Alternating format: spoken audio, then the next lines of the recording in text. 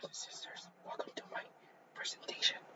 My name is Manuel, and if you think why I'm whispering, because I lost my voice, so excuse me for losing my voice and the way I speak for this presentation. Anyway, today we're gonna learn about the Kaaba. So in this week we have learned everything we know: the Quran, Ramadan, Hajj, the Kaaba, Sufi, Shanghai, and Sunni. But as of today, we'll focus on one thing, which is actually in Kaaba, or mainly the Kaaba.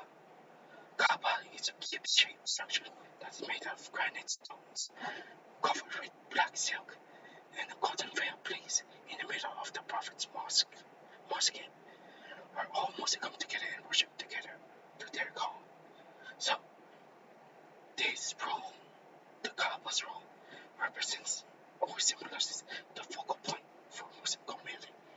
And there are two things happening during this event. The first one is Qibla, which is the direction of every Muslim facing towards their 5-day prayers. Basically, they're just flying the Kaaba, whatever direction they are. They must face the Kaaba and pray 5 times a day. That's Kaaba. I mean, Qibla. Second is Tawaf, which is they walk counterclockwise 7 times a day, which symbolizes the unity of believers and worship of their one God, Allah.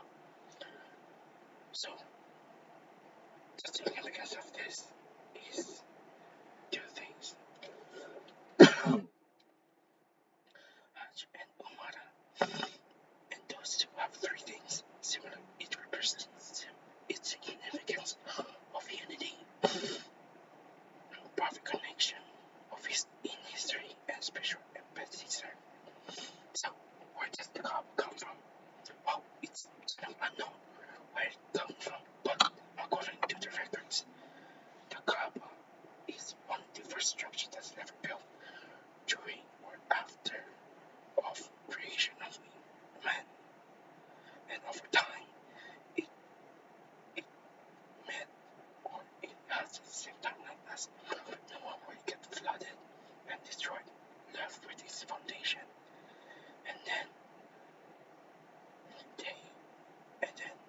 both Abraham and Ishmael received a revelation.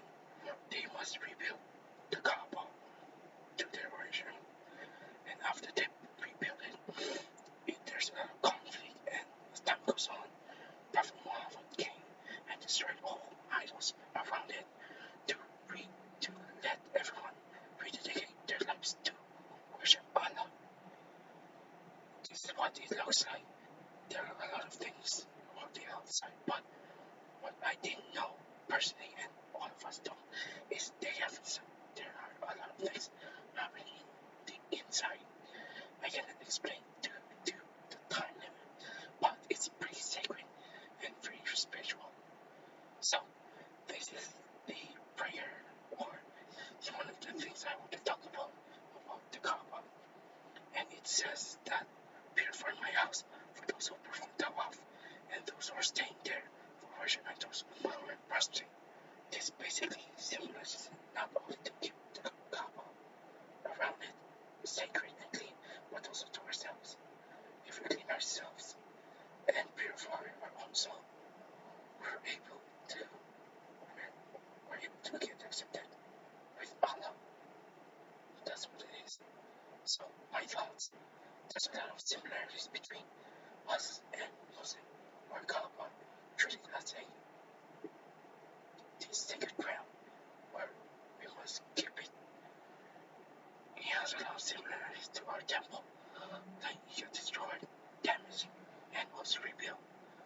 So, not only that, but also we have also some symbolizes. So it's pretty spiritual for them and for us, and it's very great that how similar both of these things are. Right? Thank you for listening to my presentation. I know it's very short, but I hope you have fun and understand my presentation.